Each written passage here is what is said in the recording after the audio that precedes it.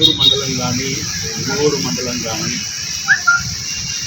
గతంలోనే చిన్న పొరపాటు జరిగింది.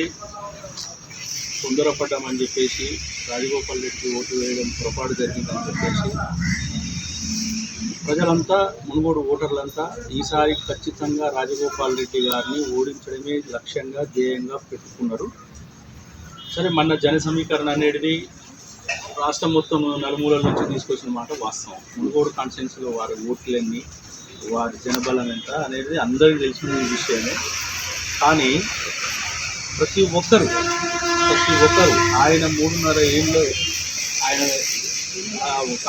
కాంగ్రెస్ పార్టీని తిట్టుకుంటూ, కాంగ్రెస్ పార్టీ నాయకులను, ఆ పీసీసీ అధ్యక్షులను, తర్వాత కాంగ్రెస్ పార్టీ చచ్చిపోయిందని చెప్పేసి ఇలా వచ్చి పబ్బం గడుపుతున్నాడు తప్ప ఎన్నడూ కూడా ప్రజా సంక్షేమం గురించి, ప్రజల గురించి, ప్రజా శ్రేయస్సు గురించి ఏనాడు కూడా ఆయన ఆలోచించలేదని చెప్పేసి ప్రజలందరూ అనుకుంటున్నారు. రాజగోపాల్ రెడ్డి గారికి ఆ సమాజ జనబలం వచ్చింది, ఓ లక్షలలో తరలించారని అనుకుంటున్నారు. కాదు, ఆడ ఉన్నది ఆ గ్రౌండ్ కెపాసిటీ ఎంత, మొత్తం కలిపితే కూడా 20,000 మంది కెపాసిటీ కాదు. ఆ గ్రౌండ్ లక్షలలో మాత్రం లెక్కలు చూపిస్తుంది. ఆ 20,000 కూడా రాష్ట్రంలో ఉన్న నలుమూలల నుంచి తీసుకొస్తే వచ్చిన జనం. ఇక్కడ జనాభా పోయి ఉండొచ్చు, ఊళ్ళో జనాభా కాదంటే బయట నుంచి ఎక్కువ వచ్చారు, ఇంకో నుంచి కూడా వస్తారు. ఎందుకంటే రాజకీయ పార్టీ మీటింగ్లో కూడా అన్నప్పుడు ఖచ్చితంగా వస్తారు. ఆ పార్టీకి కూడా ఇంత బలం ఉంటుంది కదా. రాజగోపాల్ రెడ్డి సార్ తెలుస్తారా? ఖచ్చితంగా ఓడగొడతారు. ఎందుకు ఓడగొడతారంటే కూడా ఈరోజు టీఆర్ఎస్ పార్టీ, మా నాయకుడు కేసీఆర్ గారు ప్రజల నాయకుడు, ప్రజల శ్రేయస్సు కోరే నాయకుడు, ప్రజాబంధు మా కేసీఆర్.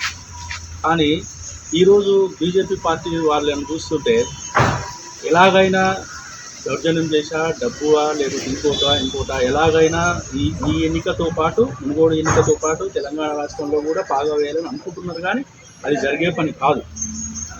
ఎందుకంటే చూస్తున్నాం, మొన్న మోడీ గారు మాట్లాడిన మాటలు ప్రజల సంక్షేమ కార్యక్రమాలకు వ్యతిరేకంగా మాట్లాడారు.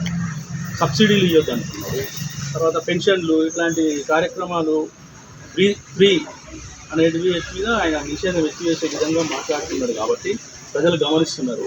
నెలకు 2,000, 3,000 పెన్షన్ వస్తున్నది.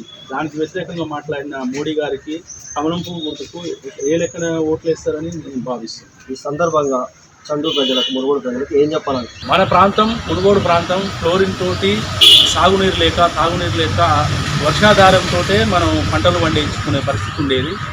దాని నుండి ఇప్పుడు కేసీఆర్ గారు సాగునీరు, చెర్లగూడెం ప్రాజెక్టు ద్వారా సాగునీరు అందించే కార్యక్రమం, తర్వాత ఇంటింటికి నల్లా ఇచ్చి రక్షిత మంచినీరు అందించి క్లోరిన్ రహిత ప్రాంతంగా మునుగోడు ప్రాంతాన్ని చేసిన ఘనత ఇన్ని వందల సంవత్సరాల నుంచి ఒక కేసీఆర్ గారికి దక్కుతుంది. కాబట్టి ఆయన రుణం తీర్చుకోవాలని చెప్పేసి ప్రజలందరూ ఎదురు చూస్తున్నారు ఈ ఎన్నిక కోసం అని చెప్పేసి తెలియజేస్తున్నారు.